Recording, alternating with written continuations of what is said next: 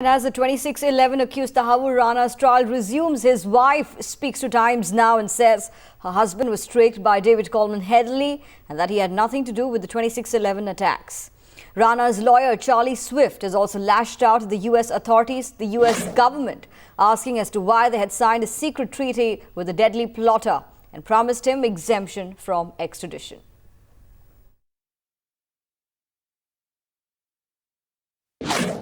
Mrs. Rana, what do you think this trial is showing to the world? Now, true face of Headley. He has many faces. So the main reason for this trial is to show our true face of Headley. And if Mr. Yes, I think that if India could watch the trial, if they could see every day as we've seen it, that they would ask two questions. One, why was a deal made with David Headley not to extradite him to India for his crimes?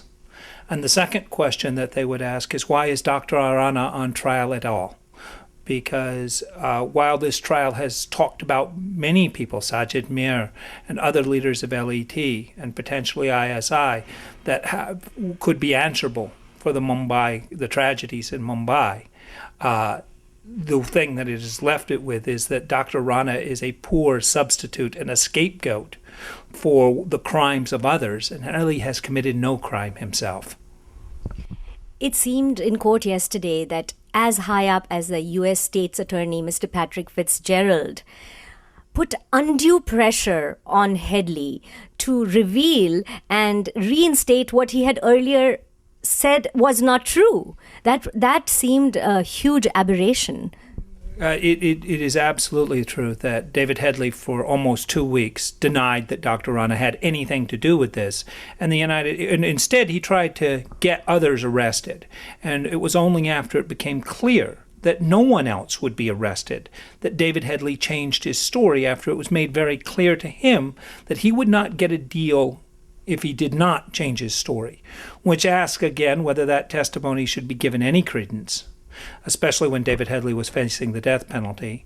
And also it asks a real question in this case as to why we would give immunity to David Headley for his testimony against Dr. Rana, who, if anyone has been carefully following the trial, they know Dr. Rana had nothing to do with Mumbai. Nothing. In the end, everything, even David Headley admits that everything he did as a tourist, not as Dr. Rana's employee, that everything that he did because of his American citizenship. Everything that he did because he could pose as an American tourist, not because he was working for Dr. Rana. And so at the end of this trial, I think Indians should rightly ask, and why did the United States agree not to return David Headley to India? Why has the United States not put pressure on Pakistan to turn over the people who've been revealed from the very beginning as being members of this? Why has the United States instead chosen to focus all of its efforts and energy on a very simple man who lived in Chicago, who had never, these plots were contrived in Pakistan. They were built in Pakistan, and they were carried out from Pakistan. And the one thing we know about Dr. Rana is he wasn't in Pakistan. He couldn't physically be part of any of them. So if you're in India, you have to ask, why has the United States not used its influence, used its power to why have they devoted their efforts to trying Dr. Rana? And I think that these are hard questions, but they deserve answers. Does Major Iqbal really exist?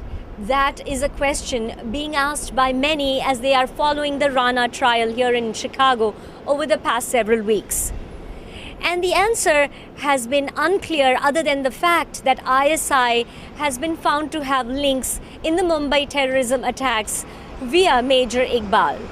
But today, Times Now had the exclusive opportunity to talk to Mrs. Samraz Rana, who drew back the Major Iqbal connection with her own husband, Dr. Rana, to several decades ago when he was an associate of his in the Pakistan military as Rana served as a doctor. Over the course of the Rana trial here in Chicago, one question that is being asked is that did David Coleman Headley get it too easy? His plea bargain with the American government, where he was saved extradition to India, Pakistan, or Denmark, the fact that he was able to avoid a death sentence, and now it has also emerged that he has extensive visitation with his wife and his children despite being in custody.